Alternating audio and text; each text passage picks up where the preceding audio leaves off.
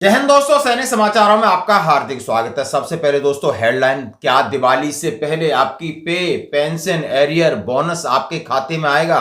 आखिर PCDA toll free number से हमारी हुई बात, क्या दी उसने जानकारी। और मैं बात करूंगा आर्मी वेलफेयर प्लेसमेंट ऑर्गेनाइजेशन जेएसयू जवान के लिए जबरदस्त नौकरी का मौका। ये लिस्ट देखें और उठाएं फायदा।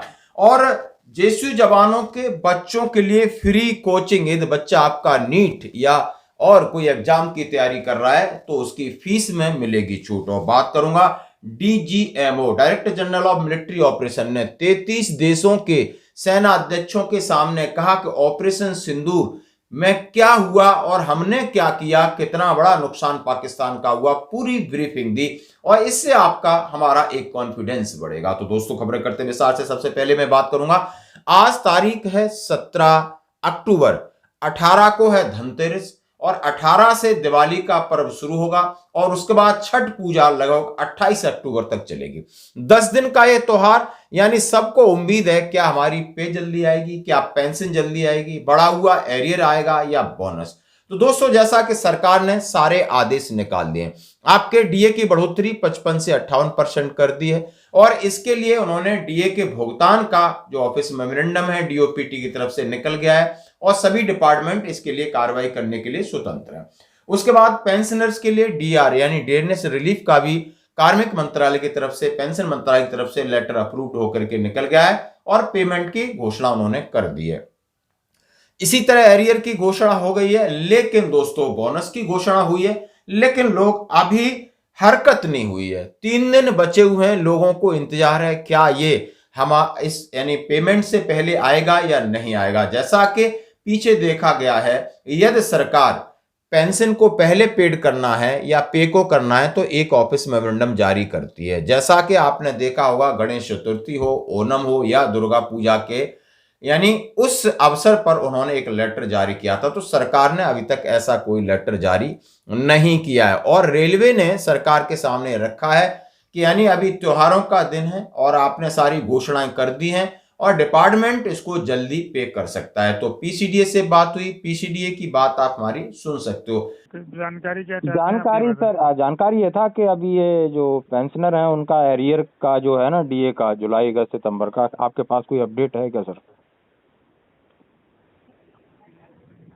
2025 के बाद, मतलब जुलाई 2025 के बाद जो हाँ जी, हाँ जो इंक्रीज हुआ है अब उसका एरियर मिलना है दिवाली से पहले, लेटर भी निकल गया है। तो करंटली जो हमारे डिफेंस पेंशनर्स के लिए कोई अपडेट है आपके पास सर? अभी इसका ऑफिशियल नोटिफिकेशन हमारे पास नहीं आया है सर। यदि कोई ऑफिशियल अपडेट आएगा तो उसके रिगार्डिंग इंटीमेशन मैसेज पेंशनर्स को भी उनके रजिस्टर्ड मोबाइल नंबर पे जाएगा, आपको भी आपके इसी नंबर पे भेजा जाएगा। हाँ वो आता है, पक्का आता है, ऑफिशियली तो आता है। तो कोई ऑफिशियल नोटिफिकेशन नहीं आया है इसके रिगार्डिंग। तो ये सारा एकदम कौन सा डिपार्टमेंट डील करता है जो हमारी पेंशन एरियर के आपके थ्रू आता है, डायरेक्ट आता है सर? डायरेक्ट नहीं, आपके तो डिसबर्सिंग एजेंसी पॉलिसी है और ये अकाउंट्स डिपार्टमेंट से ही जो है कि यहाँ से पीसीडी प्रयागराज से डील होती है। कल जब मैंने बात किया तो उसने कहा है, सीधा सीधा कहा है कि सर पूरी जानकारी तो मेरे पास आती नहीं क्योंकि इसको हैंडल करता है अकाउंट ब्रांच और अकाउंट ब्रांच आरबीआई से जैसे ही उनके पास कोई रिटर्न में आदेश आता है और वो सीधा क्रेडिट करेंगे। लेकिन दोस्तों उसने भी कहा सर मेरा भी एक्सपीरियंस है कि शायद 1-2 दिन में आपके खाते में एरियर तो आ ही जाएगा। मैं एरियर की बात कर रहा हूं जो कि आपको जुलाई अगस्त सितंबर की बात कही, लेकिन मैं पूरी तरीके से ऑफिशियल नहीं कह सकता इसको, लेकिन एरियर आने की पूरी संभावना है।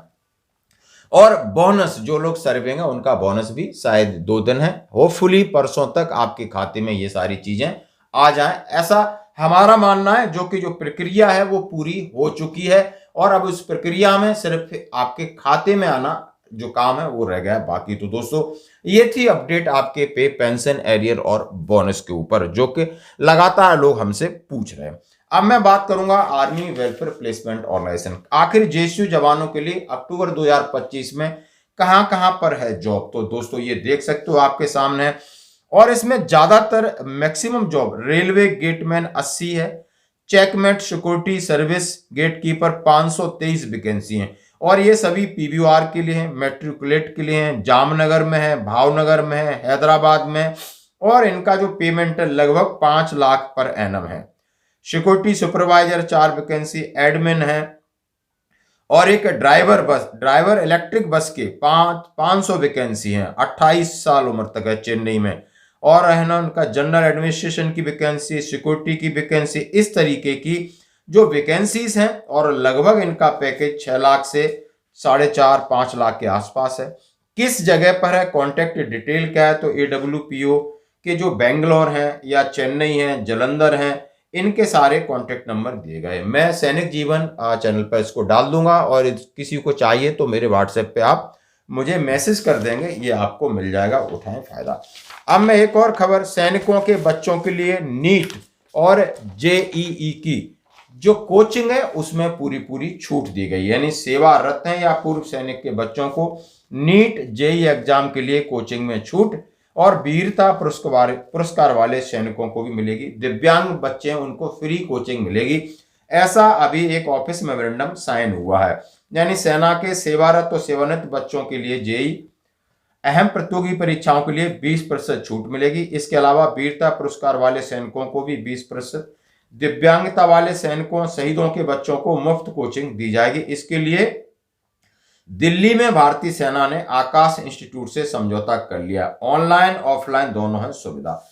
इस समझौते के अनुसार आकाश इंस्टीट्यूट अपने देश भर के केंद्रों पर नामांकन प्रक्रिया में जो शुल्क है उसमें छूट देगा, और आकाश एजुकेशन सर्विसेज सेना के जवानों बच्चों को शैक्षिक मार्गदर्शन और कैरियर परामर्श भी उपलब्ध कराएगा। ऑनलाइन ऑफलाइन दोनों माध्यमों से यह सुविधा दी जाती है।